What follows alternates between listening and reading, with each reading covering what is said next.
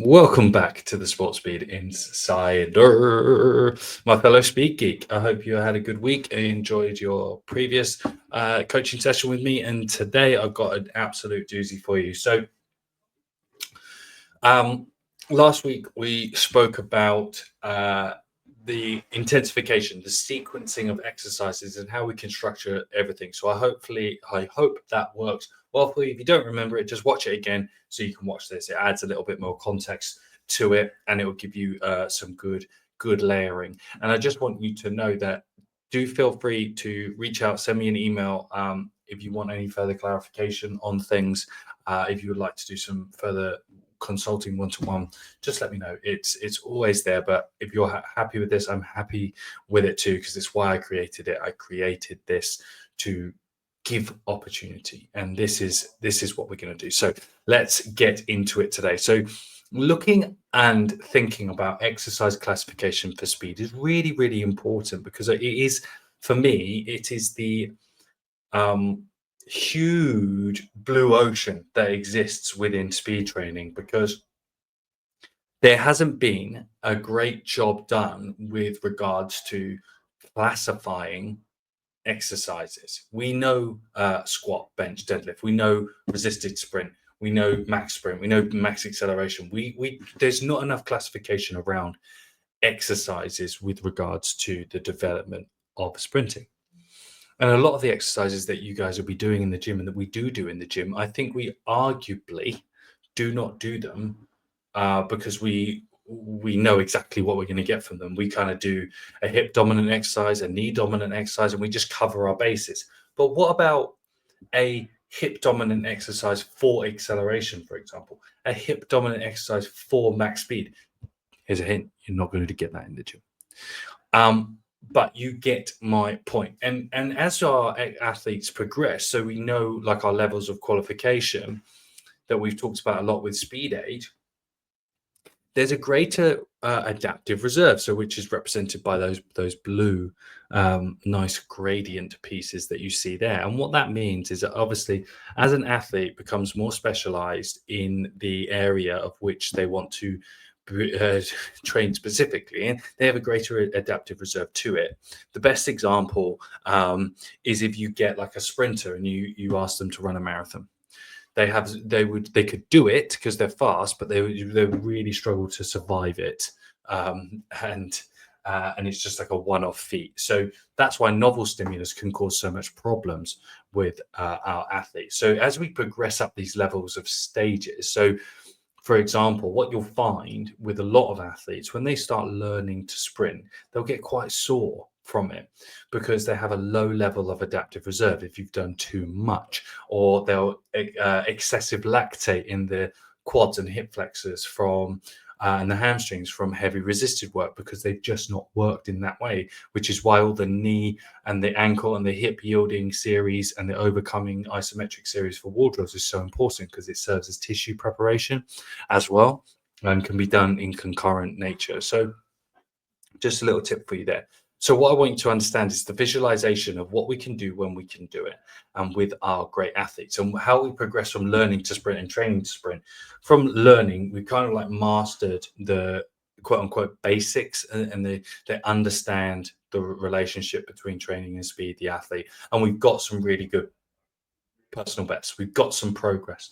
And that's when we can start to move out of it. And then when we're looking at how we classify this, I found this from Charlie Francis in his key concept books years ago, and I thought it was great. And him and Derek Hansen actually investigated this.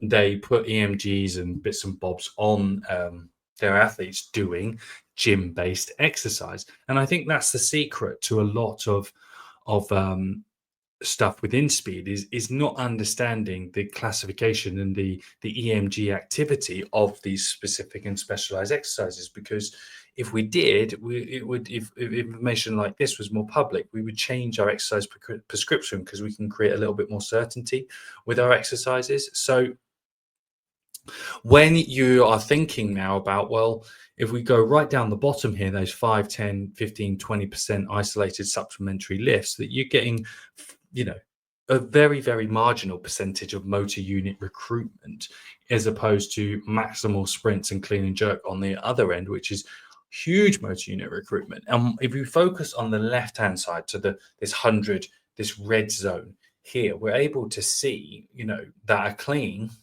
a snatch, and all those derivatives have such a high motor unit recruitment, which is great in correlation towards explosive mid-ball throws, jumps, explosive and elastic jumps, and maximal sprints. Awesome. Accelerations has to fit in there somewhere, I do believe as well, but I don't think they've done it. So if we take this logic and then we start to apply it to the construction of our specific exercises that we can use with our speed elements of training, then we can start to create a piece of classification. Now, I didn't investigate this yet, and I've not studied it, but it's a pretty good idea of logical reasoning around it. So we start on the bottom right here. We've got our wall drills and our skill development. We know relative, right? A wall drill relative to maximal acceleration is going to be so light in terms of its recruitment. So a fundamental basic wall drill, this is what I'm talking about. As we start progressing up the ladder, so if I just go back to the slide, we're down here with these supplementary isolated lifts. So if you were to replace, if you've got like an acceleration session for someone, we're going from learning to sprint to training to sprint. In learning to sprint, we teach all the speed stuff on the front end and load it afterwards. In the training to sprint, we actually do it like you do a gym session where you warm up to sprint and then you supplement your sprint session with your specific exercises, just the same way you would do tricep curl, tricep extensions after benching. It's the same principle. It's about exercise, workout construction, exercise order of specificity relative to what we're trying to achieve, which is why early phases of squatting, you just do technical squatting. Everything could be technical. We're doing the same for speed, technical speed to create easy transfer. And then we flip it when we've got to push the needle. So these wall drills work as really good supplementary loading tools that we can do as someone who's trying to develop maximal acceleration, for example. And as we work through, we've got a plethora of options. So we know if we've got our extensive stuff is going to be all down the bottom. Off-season, extensive drill circuits, wall drill circuits, preparation, or if we're on deload weeks, we can use that more extensive specific strengthening means. Or if we're in early stage rehab, we can do that. Or if we're trying to create just some micro compression, or if the athletes overreach too much and we need to decompress, we can use that with our athletes as well. And we see we're able to find within the process as we move forward.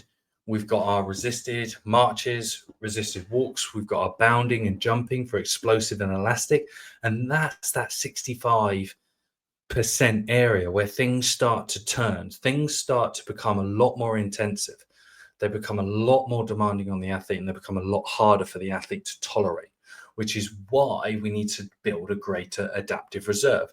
If we go right back to the beginning and we're looking at these really nice gradient blue diagrams that I put together, we're trying to build those blue cups up as big as possible.